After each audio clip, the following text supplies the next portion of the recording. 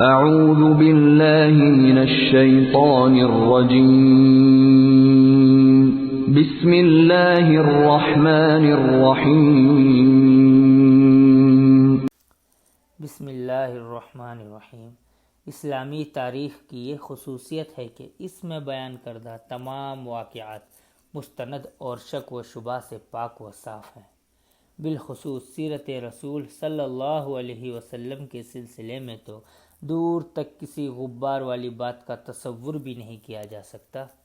مورخین اور وقائع نگاروں نے جب حضور صلی اللہ علیہ وسلم کی سیرت کے متعلق قلم اٹھایا تو احتیاط کا دامن اس درجے مضبوطی سے تھاما کہ تاریخ احتیاط کی ایسی مثال پیش کرنے سے قاصر و عاجز ہے۔ وجہ اس کی یہ ہے کہ حضور اکرم صلی اللہ علیہ وسلم نے ایک موقع پر ارشاد فرمایا تھا، میری طرف جھوٹ بات منسوب کرنے والے کا ٹھکانہ جہنم ہے۔ اس ارشاد رسالت مآب صلی اللہ علیہ وسلم کا اتنا اثر تھا کہ بعض صحابہ نے تو احادیث رسول کو بیان کرنا ہی چھوڑ دیا کہ ہو سکتا ہے نادانستہ کوئی غلطی ہو جائے اور پھر ہمارا شمار اہل نار میں ہو جائے۔ بعض صحابہ کے بارے میں آتا ہے کہ جب وہ کوئی حدیث بیان کرتے تھے تو ان کے بدن پر لرزہ طاری ہو جاتا تھا۔ انتہائی بے چینی اور خوف کے اثرات ان کے چہرے سے نمایاں ہو جاتے ہیں۔ بعض صحابہ کے بارے میں یہ بھی تفصیل ملتی ہے کہ انہوں نے فرمودات رسول کو جمع کیا اور ایک اچھا خاصا مجموعہ تیار ہونے کے بعد اس کو نظر آتش کر دیا، اور یہ فعل محض غایت احتیاط کے پیش نظر تھا۔ تو کیا معلوم ہوتا ہے کہ حضور اکرم صلی اللہ علیہ وسلم کے متعلق جو واقعات اور حضور صلی اللہ علیہ وسلم کے احوال و اقوال کا جو مجموعہ ہم تک پہنچا ہے وہ استناد کے اعتبار سے بے مثال ہے۔ حضور اکرم صلی اللہ علیہ وسلم کی ایک ایک نقل و حرکت کو تاریخ نے اپنے سینے میں محفوظ کیا ہے۔ آپ کے حلیہ نگاروں نے آپ کے حلیے کے بارے میں بہت تفصیل کے ساتھ لکھا ہے اور آپ کی ایک ایک ادا کو اس طرح بیان کیا ہے کہ ایک سچے عاشق رسول کے سامنے آپ صلی اللہ علیہ وسلم کی صحیح صورت سامنے آ جاتی ہے، اور اس بیان و تفصیل میں ہرگز بے اعتنائی نہیں برتی گئی، اس لیے کہ آپ کے حلیہ نگار صحابہ سچے اور صداقت و امانت کے پیکر تھے، سچوں کے امام، سچائی کے حامل اور سچائی کے مبلغ تھے۔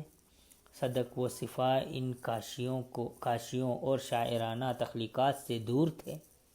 کیا ایسوں کے بارے میں کوئی کہہ سکتا ہے کہ انہوں نے حقیقت کو چھوڑ دیا تھا اور شاعرانہ روش اختیار کر کے اپنے آپ کو وَالشَّعْرَاءِ يَتْبَعُهُمُ الْغَاوُونَ کا مصداق بنا لیا؟ کیسے ہو سکتا ہے؟ ایسا سوچنے والے پر بھی رحمت سے دوری کا اعلان ہے۔ حضور صلی اللہ علیہ وسلم کے مشہور حلیہ نگار حندابی حالہ آپ کا حلیہ اس طرح بیان کرتے ہیں، رسول اللہ صلی اللہ علیہ وسلم معزز اور ذی شان تھے۔ آپ کا چہرہ چھودی ہوئے رات کے چاند کی طرح چمکتا تھا۔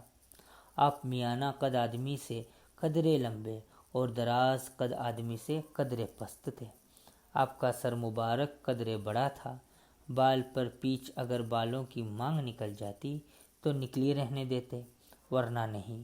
جب آپ بالوں کو بڑھاتے تو آپ کے بال کانوں کے لو سے قدرے متجاوز ہو جاتے۔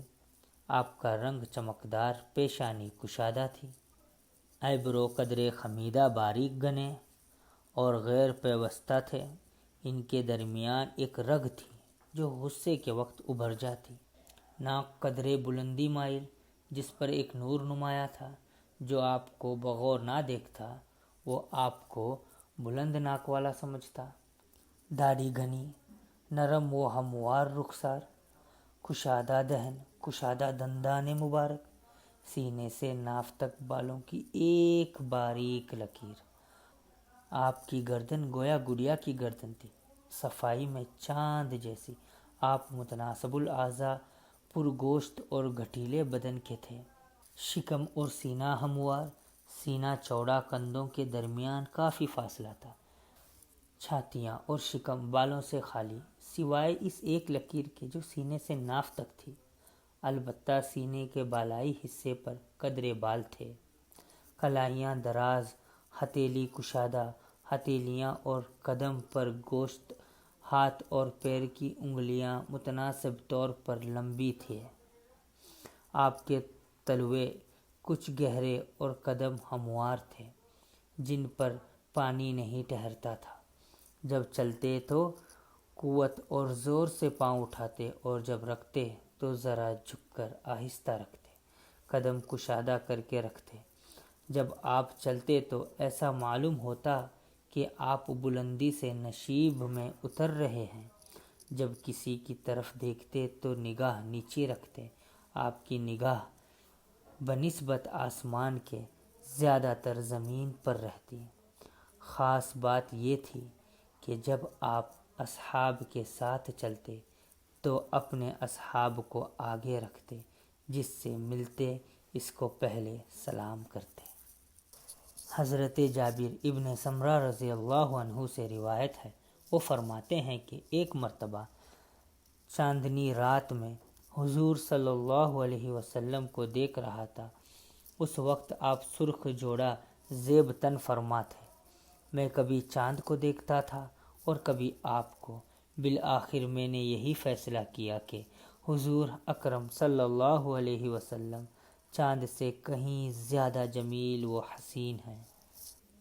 آقائے نامدار صلی اللہ علیہ وسلم کے بارے میں صحابہ کا یہ کہنا کہ آپ چاند سے بھی زیادہ خوبصورت، حسین و جمیل اور منور تھے، یہ حقیقت کی ترجمانی ہے۔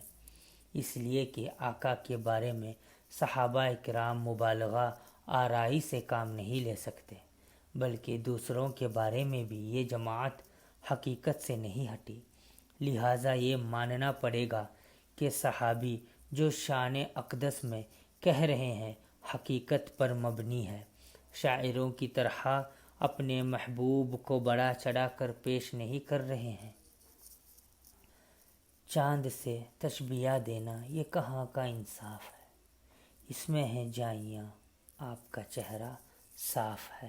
حضور صلی اللہ علیہ وسلم کا کمال جمال تعبیر سے باہر ہے، اس لیے اس طرح کی کسی روایت میں مبالغہ کی بو بھی نہیں ہے۔ حضرت اقدس شیخ الحدیث مولانا محمد زکریا صاحب نے علامہ منامی کے حوالے سے لکھا ہے کہ ہر شخص یہ اعتقاد رکھنے کا مکلف ہے کہ حضور اکرم صلی اللہ علیہ وسلم کا جسم مبارک جن اوصاف جمیلہ کے ساتھ متصف ہے، کوئی دوسرا ان اوصاف میں حضور جیسا نہیں ہو سکتا۔ یہ محض اعتقادی چیز نہیں ہے، بلکہ تاریخ اور احادیث کی کتابیں اس سے لبریز ہیں کہ حق تعالی شانو نے آپ کو کمالات باطنیہ کے ساتھ جمال ظاہری مکمل طور پر عطا فرمایا تھا۔ لاکھ ستارے پر طرف ظلمت شب جہاں جہاں، ایک طلوع آفتاب دست و جبل سحر سحر۔